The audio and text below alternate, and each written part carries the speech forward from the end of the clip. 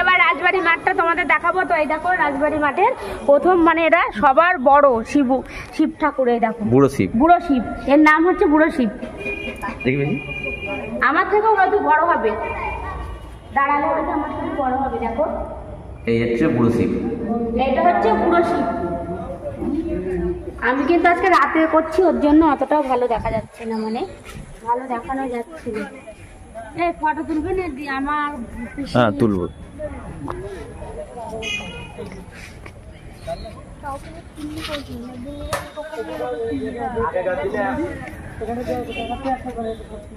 এই যে এটা হচ্ছে বুড়ো শিবের মন্দির।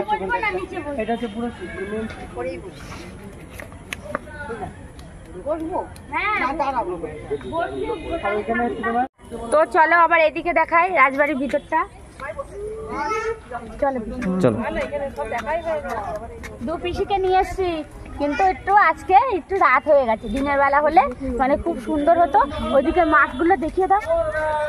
দেখো পালকি, আগেকার দিনের রাজারা এই পালকিতে করে ঢেকে রেখেছে। হ্যাঁ, তিন কাগজ দিয়ে নোংরা হয়ে না যায়, ওর জন্য ঢেকে রেখে দিয়েছে।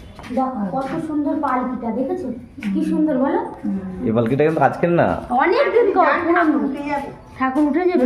চলো পিসি তাড়াতাড়ি চলো, 7টা বেজে গেছে না, বন্ধ করে ভেতরে অন্ধকার।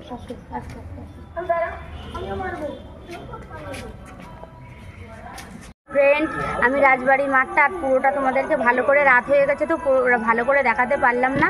তো দিদিভাই ভিডিওটা এখানেই এই পর্যন্তই শেষ করলো। তো যদি ভালো লাগে তোমরা একটা দিদিভাইকে অবশ্যই লাইক কমেন্ট শেয়ার করে দিও। তো টাটা।